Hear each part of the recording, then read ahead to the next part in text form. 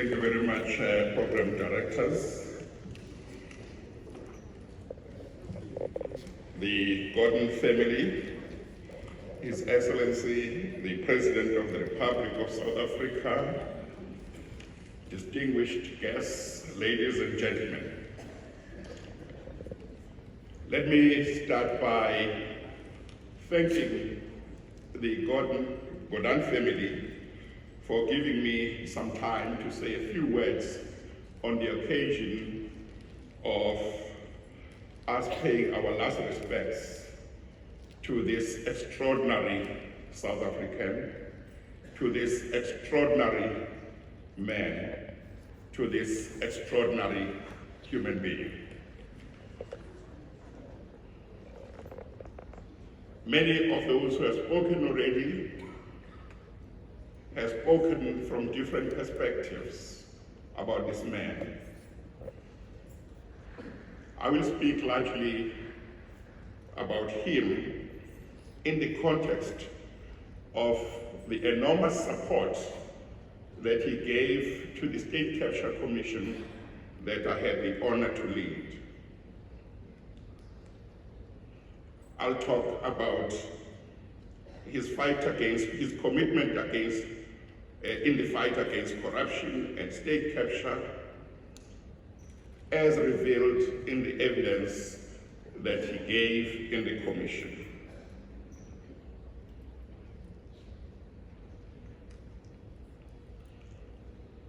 Mr. Pravin Gordhan was one of those whose voices were heard loud and clear after the public protector Advocate Thuli Madonsela had recommended the appointment of the commission, but there was a long delay in the appointment of the commission. And he was one of those who called for the appointment of the commission and put pressure on the then president of the country to appoint the commission. And when I had been appointed to lead the commission, and I made a call to all South Africans, in particular ministers, deputy ministers, DGs and deputy DGs and all public servants who knew something about corruption that had been taking place and state capture, to come forward and share with the commission what they knew. Pravin Gordhan was the first sitting cabinet minister to come forward and testify before the commission and share with the commission what he knew. And indeed, the evidence that he shared with the commission was to help throw light on state capture and provide the commission with a certain perspective of state capture and what had been happening within the public service in regard to state capture.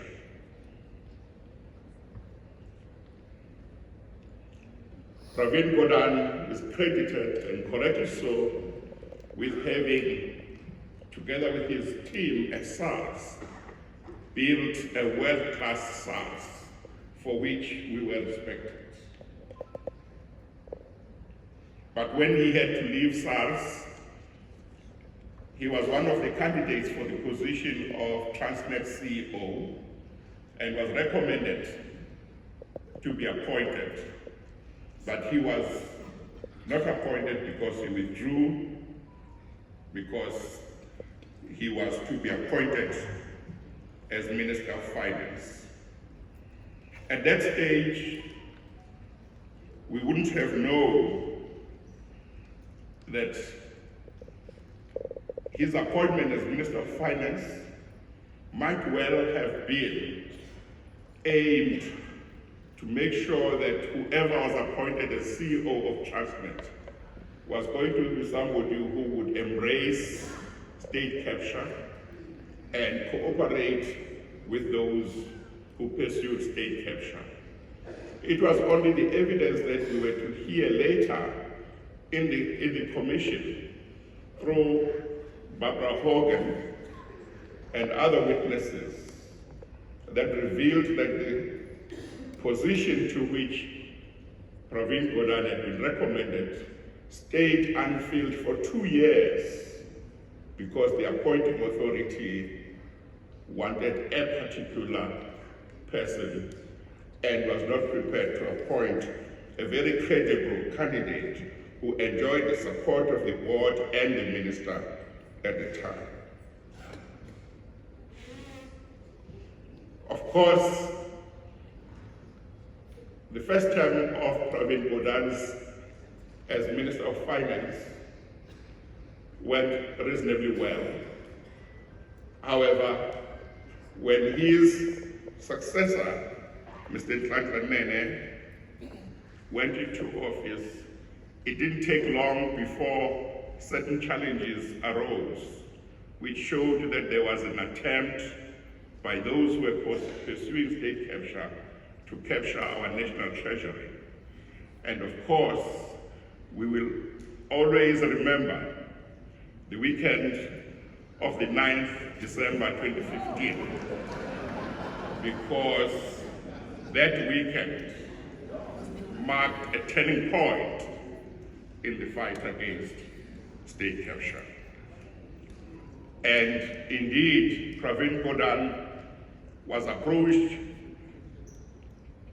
to agree to come back to the Ministry of Finance when enough pressure had been put on the appointing authority to ensure that the minister who had been appointed after Mr. Nene did not continue as Minister of Finance. Pravin Gordhan obliged. The president gave evidence in the commission that he had to phone Pravin Gordhan ahead of him being approached to say, please, when you are approached to come back as Minister of Finance, do not decline.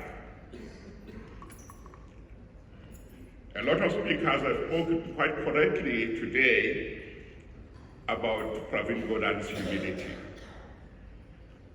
And part of what revealed his humility in the commission was that when he was called by the head of state to talk about him going back to the Minister of Finance, he actually said, but Mr. President, there are other people more qualified than me. And he mentioned those that he put forward. But the president at the time then said he wanted him, and he agreed. In that way, helped us all. Indeed, knowing exactly what was happening, Pravin Gordhan did not just accept the reappointment, but he told the president that he had 3 issues that were of concern to him that needed to be discussed and resolved. And all those 3 issues had to do with state capture. It was SAA and the chairperson of SAA at the time. It was SARS and the commissioner of SARS at the time. It was the nuclear deal. But those discussions were never held. Early in 2016, Pravin found that the Hawks had 27 questions that they wanted him to respond to, which they served on him a few days before he was to deliver the budget speech. And in due course, he answered all of those questions. But he testified before the commission that the entire year of 2016 was a year in which he was persecuted and harassed. And all of us who were following what was happening in the country know that that was so. But throughout that period, He persevered. He bore all this pain with dignity and grace. He did not resign because he understood at that time that if he resigned, he would facilitate the appointment of another minister that would not resist state capture. So for the whole year, he continued with a lot of public attack on him. And in October, he was served with criminal charges, which were withdrawn a few weeks later. But there is no doubt that throughout that time, his term of office, he was harassed. And he was harassed for doing nothing other than doing his job and doing it the way it should be done and observing his oath of office. All of this, he told the commission, and the commission found so, that it was done so as to push him out of the Ministry of Finance so that he could resign on his own, but he resisted. And we all will remember how unceremoniously he was called back on an investment roadshow overseas together with Mr. Fuzil, the DG of Treasury at the time. Mr. Jonas was still due to join them, but he had not left. They were all called back, very unceremoniously. And you would think that on his return, maybe he would resign, but he did not. Indeed, he told the commission that one of the leaders of the ANC told him when he came back that the then president wanted to fire him, but would prefer him if he resigned. And there was a suggestion that maybe in the circumstances, it might not be a bad idea to resign with dignity. And Pravin Gordhan said, no, I will not resign. Let them fire me. And indeed, he did not resign.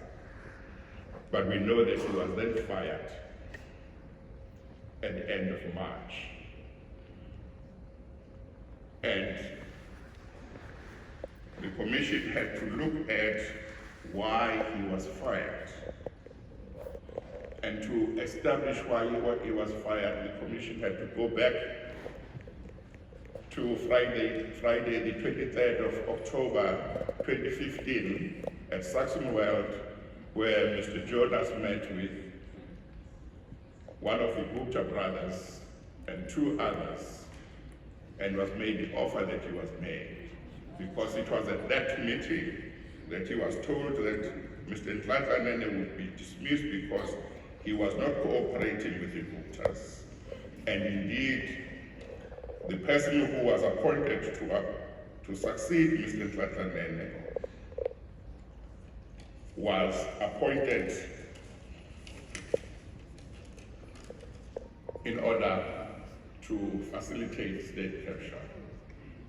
And the one that the appointing authority wanted to appoint after Mr. Gordhan was, by his own admission, a friend of the Guptas. But the top ANC rejected that name. But the one who was appointed after was also a friend of the Guptas. The courage that Pravin Gordhan had to fight against corruption and state capture and against wrongdoing was amazing. Pravin Gordhan was a true public servant. He was a warrior against corruption and state capture. He has fallen. His beard has fallen. We have to speak it up and continue. It is just my wish that we should not end with singing his praises today in the way in which we are, which are well deserved, but that at a practical level, when we wake up tomorrow, we should go about our business not as business as usual. There should be something that we decide upon to help fight corruption and state capture, that we will know when Pravin Gordhan passed on. This is one of the things we decided we would do as a country to make sure that we deal with corruption and state capture effectively. Thank you very much.